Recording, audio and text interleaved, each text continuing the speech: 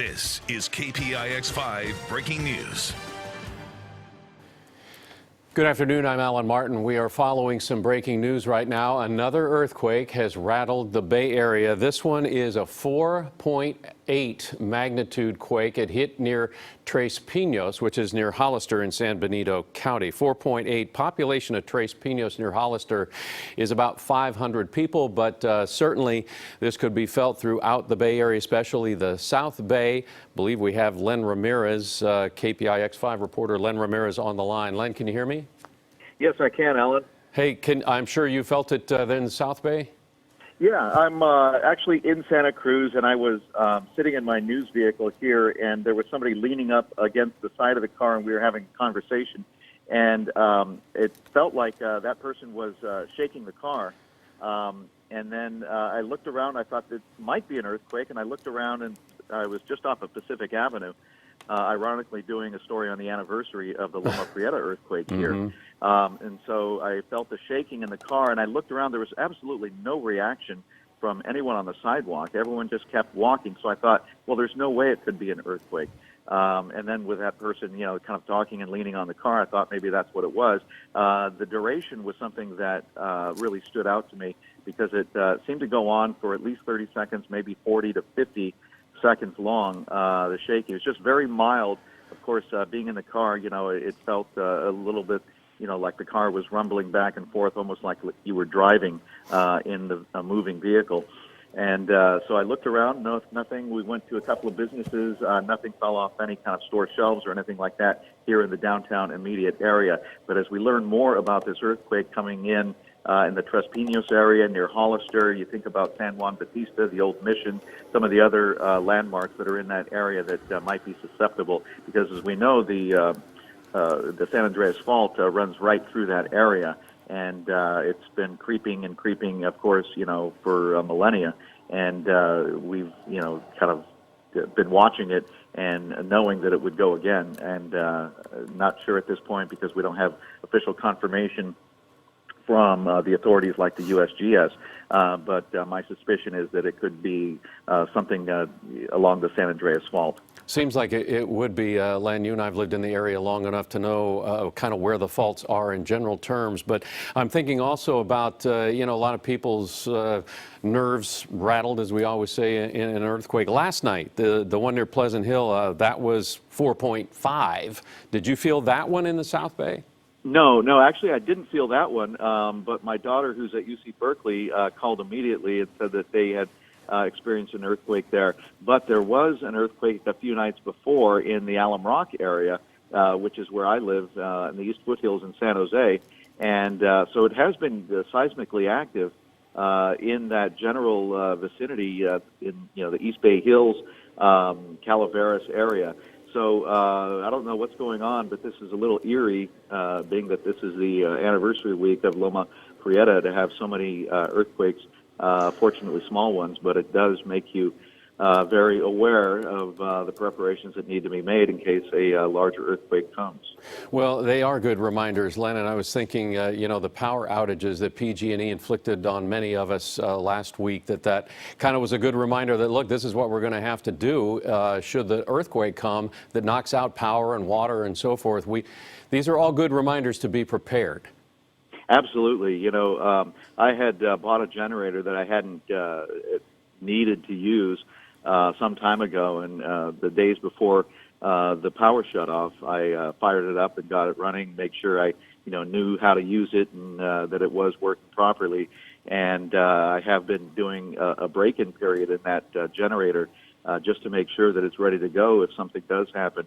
But yeah, water, I've got stocked up on water, canned goods, things like that, because as the officials have said, you may be on your own for 3 to 5 days after a major earthquake with no running water, with no electricity, potentially no gasoline.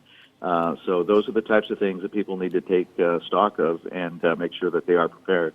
Well, I was thinking, because you live in the South Bay and I worked in the Monterey Salinas area, Santa Cruz area for quite a while. You and I are familiar with San Benito County and Tres Pinos in that area. It's not highly populated, but still, it's pretty active in terms of earthquake faults.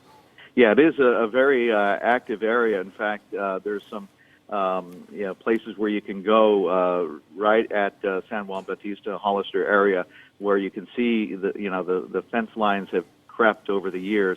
It's actually on the San Andreas Fault, and then there was an earthquake maybe within the last 10 years that showed cracks on Highway 101 just between Gilroy and San Juan Bautista. Actually, you could see where the center barrier was misaligned after that quake.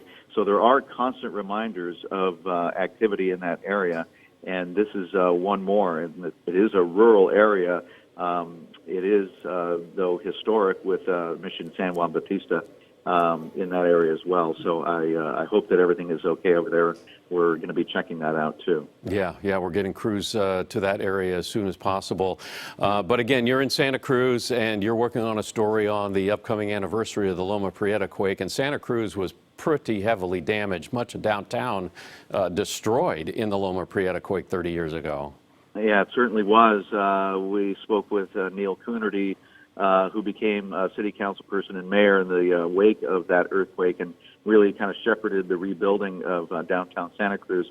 But downtown Santa Cruz at the time in 1989 had virtually no reinforced masonry buildings. They were all unreinforced, and a number of people, at least 3 people, died in the Santa Cruz area when the Santa Cruz Coffee Roasting Company collapsed on itself. Mm-hmm. It was a dire situation. Much of the downtown area was devastated, but there has been a rebirth of this downtown. Much of the buildings have been retrofitted, others were torn down, and others put in their place. It is now a thriving area. But there are still a lot of people around who were here when that earthquake hit at 5:04 on October 17th during the World Series. All right, Len, one more before I let you go. I know you want to get working on the stories you're working on for the newscast today, but one more time, just kind of give us a description of what you felt with this 4.8 that was centered in San Benito County. Yeah, so I was sitting in a car, SUV, and I could feel the car shaking. I looked around. I thought it might be an earthquake. It seemed unusual. But there was no reaction from anybody on the sidewalk. And Pacific Avenue was a very busy sidewalk, but people just went about their business. Nobody reacted. Nobody said earthquake. Mm-hmm. I'm right next to an open door of a kitchen to a restaurant. Went in there, and they didn't feel anything. There was no, clanging of the dishes or anything like that as well. So I thought, well, maybe it was just the person I was talking to that was leaning on the car and causing it to shake a little bit. You but felt it did go on for probably 30 to 50 seconds. You felt the real deal. Actual shaking. Okay, yeah. Len Ramirez, thanks so much. I appreciate it. We'll let you get to your work, and we're going to move on because Anne Marie Balte with the USGS office is on the phone with us now. Anne Maria. Hi. Hi. Is it Anne Maria?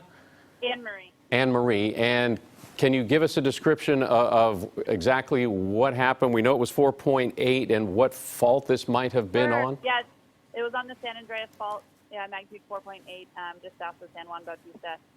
And so it's a pretty typical event for that part of the fault, but we did see some fairly moderate ground motion. So it's consistent with what your previous caller had said.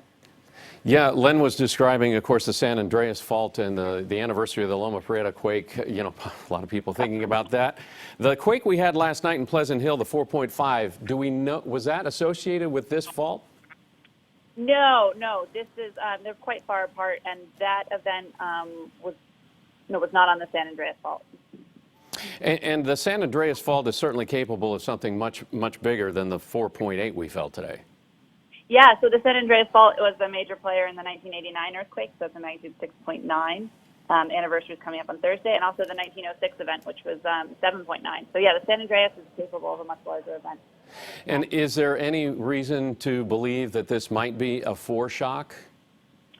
No, I think this particular region we don't think is any more likely to participate in a really large event. We don't think it's a foreshock per se, but there is always a chance that there's could be a larger event coming, but just a very small chance. And this area near Hollister, the Tres Pinos area of San Benito County, when I worked down in Monterey and Salinas, we used to joke that there were more cows than there were people, but that has changed over the years. A lot of people are living there and it's getting built up, so people need to be aware that this happens and it can get bigger. Yeah. So this magnitude 4.5 earthquakes, I think are fairly typical in that region. And yeah, people should definitely be aware they're living in earthquake country and they will feel earthquakes. So be prepared. Okay, Anne-Marie Balte with USGS office, thanks so much. And again, we appreciate your time. And she was saying no reason to believe necessarily that this is a foreshock of any kind. But however, last night, just about 10:30, we had the 4.5 near Pleasant Hill. That's a different area. She says a different fault. But this one today, 4.8 along the San Andreas Fault in San Benito County near Hollister, the Tres Pinos area. So that's the very latest from the KPIX 5 newsroom. We, of course, will have more on our newscast coming up at 5 and 6 and 7 o'clock tonight. In the meantime, we'll have the latest on both quakes for you. You can log on to our website, kpix.com. Now we'll go back to our regular programming.